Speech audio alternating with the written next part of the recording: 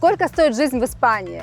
Как здесь обстоят дела с медициной? И почему это одно из лучших мест для пенсии? Всем привет! Сегодня с вами Виктория Волынец, ваш риэлтор из Флориды, который путешествует на Коста-Бланка в Испанию. И сегодня мы с профессионалом в сфере недвижимости Вероникой обсудим эти вопросы. Вероника, всем привет!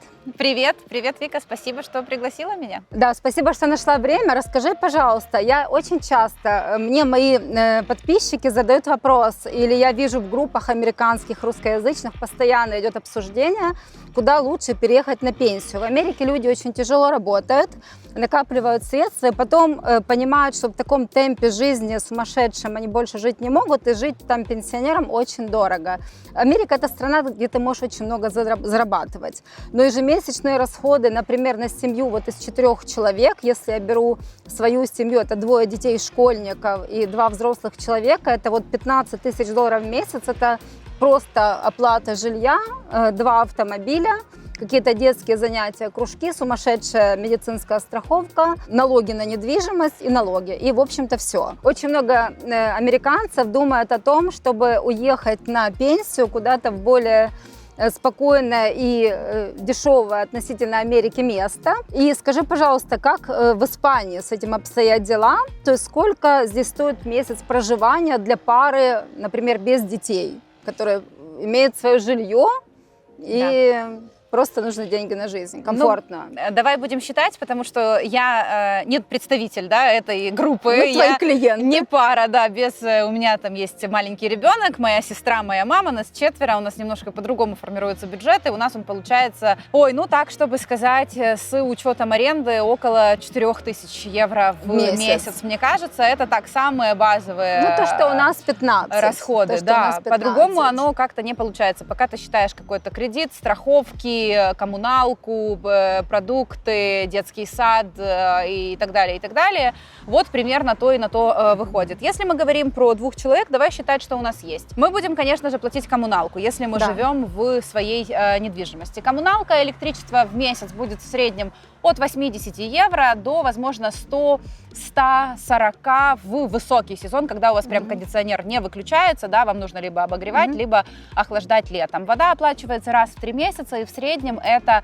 до 100 евро раз в 3 месяца. Интернет стоит 25-35 евро в месяц по контракту. Мобильная связь, у меня там пакет уже 5 лет один и тот же, Orange 20 евро в месяц, безлимитный там интернет, звонки, все меня полностью устраивает. Полный бак бензина 95-го на 35 литров у меня машинка стоит 55-56 евро, и мне хватает в моем ритме работы, на 5 дней где-то, на рабочую неделю. Ты риэлтор, ты ездишь по всему Коста-Бланка. Да, моя зона работы это 80 километров, пока я доехала из дома, пока я обкатала все, в общем, где-то на неделю получается. Если мы берем пару пенсионеров, которые живут в квартире, мы дальше об этом расскажем, как минимизировать свои затраты, да, которые живут в своей квартире, и сколько им обходится примерно транспорт в месяц? Машина, покупка машины, вернее, не покупка, как у вас здесь, кредит покупают или принято покупать что-то? Да, можно взять финансирование, машину можно взять новую из салона, но для того, чтобы ее финансировали, надо предоставить документы. Я не эксперт, в авто. Хорошо, давай просто сказать. Авто в месяц. Да, авто в месяц новое, если оно не ломается, если у вас нормальная исправная машина, то вы будете ее просто заправлять в зависимости от того, как много вы будете ездить, да, полный бак бензина 35 литров, 55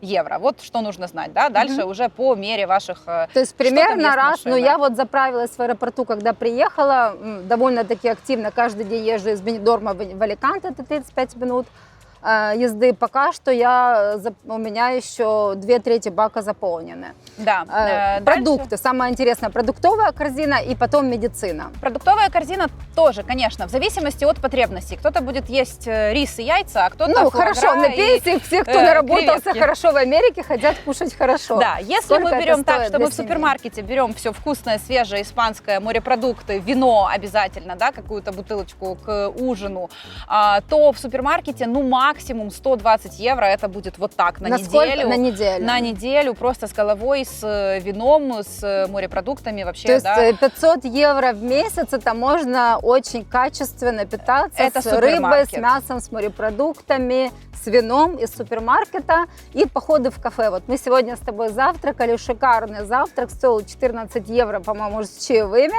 Да. Там это был очень огромный вкусный авокадо-тост, яйца пашот, кофе, капучино, сок, Апельсиновый сок и йогурт. гранола. Да, и гранола, да. Сколько будет стоить поход в ресторан? Ну, скажем так, кафе, если ты не хочешь готовить дома, просто вышел где-то пообедать. И какой-то там праздничный или не праздничный, просто красивый выход вечером в ресторан. В ресторане, если это кафе, то есть везде такая практика, как меню дня в обеденные часы, да, с 2 там, до 5 вечера можно прийти на меню дня, это ограниченный выбор, да, там, например, первое и второе, один из 2-3 наименований, да, за 11 евро, это будет первое, второе и компот, и какой-то напиток с десертом, да. Если, например, просто пришли в кафе, чтобы заказать вот то, что нравится, там пицца, паста, это будет в районе 15 евро. То есть до 20 евро на одного в кафе можно очень вкусно поесть. Это не одно блюдо. Если мы идем в ресторан и прям красиво ужинаем, действительно в каком-то красивом месте по случаю чего-то, либо просто, да, вот в пятницу вечером идем, то я скажу, что 50 евро на человека, это, в принципе, достаточно для Ну, того, это, чтобы наверное, наесться. прям праздник. Потому Это, что, да. скажем, максимальная стоимость основного блюда на одного, если это, например, говяжий стейк там с грибами, с фуа, вот эта вот вся история, да, там кусок красного мяса, это 26-28 евро, это максимальная стоимость. То есть выше 30 евро это уже прям считается очень какой-то там что-то лобстер, какие-то Мишленовские пасты звезды, и так далее. да. Да, то есть в основном основное блюдо в диапазоне 20-30 евро, салаты, закуски 8-12 евро. А напитки, опять же, вино на вкус там, да, 3,5 евро бокал вина домашнего, например, да, вот, поэтому на 30 евро уже можно поесть, на 50 на одного человека это будет уже такой приятный ужин, то есть на 100 евро, на 100, там, 110 евро на двоих это будет роскошный ужин. Роскошный скажем. ужин. Хорошо, выпили много вина на роскошном ужине, шли, упали, подскользнулись, медицина. Медицина. Ну, скажем, есть резиденции, которые предусматривают госстраховки, да, если вы по месту прописки оформляетесь в ближайшем госпитале и имеете право поехать туда на скорую, да, где вас бесплатно, если вы упали, подскользнулись, вас будут спасать, либо в порядке очереди, что будет долго, потому что это госпиталь, поэтому это могут быть очереди к врачу 2-3 месяца, то есть вот эта вот вся история. Это бесплатно, но это должно быть предусмотрено резиденцией, да, как бы видом на жительство, на основании которого находится человек. Давай поговорим Если о это платные страховке. страховки, их огромное множество, есть разные виды, да, с полным покрытием без доплат, либо с доплатами в день визита, там где-то вы 5 евро Минимум доплачиваете, и 9-12. Ну, я скажу так, моя страховка на мою семью, у меня страховка 70 евро в месяц, у моего 2-летнего ребенка 70 евро в месяц, у моей мамы, которой 54 года, страховка 95 евро в месяц, учитывая возраст, какие-то хронические заболевания и так далее. Это полное покрытие без доплат, то есть единожды оформил эту страховку, и она покрывает госпитализации, операции, анализы крови, даже ведение беременности, вообще все. То есть если семья пенсионеров приедет жить в Испанию, то они будут платить по 90 евро в месяц за страховку, которая покрывает практически возьмем абсолютно 100. все. Может, они будут постарше, от 60 лет, Да. возможно, это будет где-то так. Хорошо, и давай перейдем к вопросу недвижимости. То есть то, что я смотрю в группах, вот этот насущный вопрос, как его решают мои клиенты. То есть очень выгодная схема, которую мы сейчас вам рассказываем по секрету, это купить себе недвижимость заранее, там, когда вам 30-40, неважно, и сдавать ее в краткосрочную аренду. Об этом мы с тобой говорили в другом нашем видео, кому интересно, посмотрите. Купить себе квартиру, пока вы работаете в Америке с американскими и канадскими документами, вы спокойно оформляете себе кредит на покупку недвижимости, если в этом есть необходимость. То есть можно примерно за 300 тысяч евро в среднем купить себе two-bedroom квартиру, зависит от локации. Да. Вот. 60% из них вы можете получить финансирование в испанском банке, и это будет примерно, то есть финансирование 3-4% годовых. И пока вы приезжаете в эту квартиру в отпуск отдыхать условно там 2 недели в году, Я думаю, если вы активно работаете в Америке, в Канаде, у вас чаще, наверное, и не получится. Остальное время эта квартира сдается в аренду профессионалами, то есть вам не нужно контролировать вкручивание лампочек и тому подобные детали. Вы просто получаете на свой расчетный счет в Испании деньги, из которых списывается ваш платеж за банковский кредит. Могу сказать на конкретном примере моих клиентов, при стоимости объекта недвижимости 300 тысяч евро и 30% первоначальный взнос, платеж ежемесячный будет стоить примерно 700-800 евро в банк. Самое приятное, что налог на недвижимость вы оплачиваете один раз, то есть ежегодно у вас не снимаются никакие оплаты,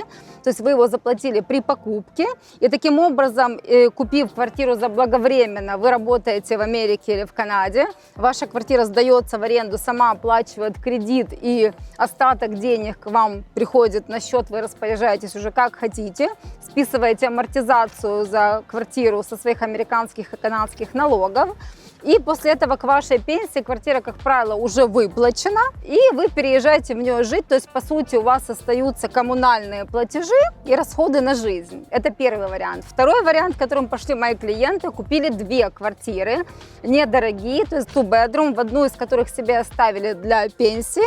Обе квартиры на данный момент сдаются в аренду. Аренда с головой в 3 раза выше получается ежемесячное поступление по аренде, чем платеж банку.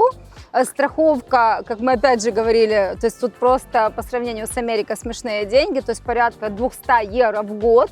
Налог на недвижимость примерно на такую квартиру будет порядка 300 евро в год. То есть, по сути, у вас уже к пенсии, если вы грамотно проинвестировали свои деньги и выбрали подходящий объект недвижимости на стадии pre-construction, то есть к вашей пенсии у вас уже все выплачено. Вы приезжаете, живете в одной квартире и с помощью аренды второй полностью покрываете свои расходы на жизнь, которые мы посчитали. 500 евро, это если вы только продуктовая корзина. Я не знаю, если добавить, что вы ежедневно входите там в кафешки. Справедливости ради, да, продуктовая корзина. Все равно мы каждый день будем что-то докупать. Давайте посчитаем 1000 евро. 1000, если посчитаем. Смотри, еще есть такая история, как рынок. В основном люди разделяют здесь живя. Здесь есть рынки в каждом городе. Или это центральный рынок, как в Аликанте, либо же и в Бенидорме, в Аликампе, в любом городе на побережье есть вот эти стихийные рынки 2 раза в неделю. Там вторник, фермерские суббота. Рынки у нас их называют, фермерские рынки. Среда, воскресенье. В общем, по-разному в каждом городе свой график. Вот туда приезжаешь, на 50 евро закупаешь просто фермерских продуктов, овощей, фруктов на неделю, да, то есть добавим, потом сходим в супермаркет, купим там, я не знаю, молоко, яйца, кофе, чай, да, и все такое прочее, печеньки. На рынке овощи и фрукты у нас будет прекрасная, здоровая продуктовая корзина, которая за 1000 евро в месяц иногда на вы двоих будете питаться точно в кафешке, да, то есть, это будет ниже, чем 1000 евро, с учетом 100%. медицинских ваших страховок, это будет примерно 1000 евро в месяц. Квартиру two-bedroom сейчас в новостройках, которые мы предлагаем, можно сдать спокойно от 1400 евро в месяц. То есть, по сути, полностью будет перекрываться арендой второй квартиры. Также у американцев есть social security пенсия минимальная. Испания относится к стране, когда, переезжая в которую на пенсию, вы не лишаетесь выплат из Америки. И поэтому здесь можно спокойно жить либо в своей квартире на пенсию, либо иметь одну квартиру для себя, вторую в аренду, и еще получать пенсию, чтобы путешествовать по миру. В общем-то, для этого мы, наверное, и работаем всю жизнь, чтобы потом отдохнуть и достойно, комфортно, красиво на такой маньяне, которая тут присутствует, на таком вайбе отдыха, расслабленности, красоты. И, кстати, здесь климат, замечательный климат. Сегодня слышала о том, что люди пожилые, которые там имеют проблемы со здоровьем, артрит и все такое, там с легкими, с бронхами, здесь очень много пихтовая роща, это, да? Эвкалипты. Эвкалипты. Я просто, когда выхожу у себя на балкон в Финистрате, просто пьянею от этого запаха. Там елки у тебя, там сосны. У меня сосны там, да. Там сосны, там пьешь кофе, тут эвкалипты. Очень благоприятный, целебный для здоровья климат. Я больше скажу, в 80-х годах Всемирная организация здравоохранения зону возле Финистрата признала одной из лучших и самых здоровых в мире. Климат этого места. То есть у нас больше 320 солнечных дней в году, очень хорошая влажность воздуха, и люди, которые приезжают сюда с заболеваниями костей, суставов, дыхательных органов, да, бронхи, вся вот эта история, аллергии. Часто это то, что проходит просто само по себе. Да. Сюда приводят деток, у которых дерматиты, аллергии, дети излечиваются и просто живут вообще. То есть даже иногда это случайно происходит. Например, там приехали в гости к родителям, вот сейчас там с войной люди переехали, летом приехали, дети привезли внуков, внуки летом чувствуют себя замечательно, вернулись домой, у них дерматит. Ну, то есть вот такие вот истории, они, да, они очень частые, поэтому климат действительно заменяет во многом медицинское лечение. Сюда приходишь к врачу, да, хочешь какие-то БАДы, лист назначений, пожалуйста, полечите меня, мы привыкли, да, нам надо как бы все, какие-то фарма, биодобавки, они, ну, ешь больше миндаля, иди на пляж. Иди погуляй, вот здесь горы, Иногда это раздражает, потому что кажется, что это какое-то легкомыслие в подходе к состоянию пациента, но в конце концов они действительно даже в медицине, да, за вот такой вот здоровый подход, солнце, море, здоровая еда. Очень качественная еда. Средиземноморская диета все лечит, и как бы испанцы одна из наций долгожителей, да, после японцев на втором месте, 84 года средняя продолжительность жизни испанцев.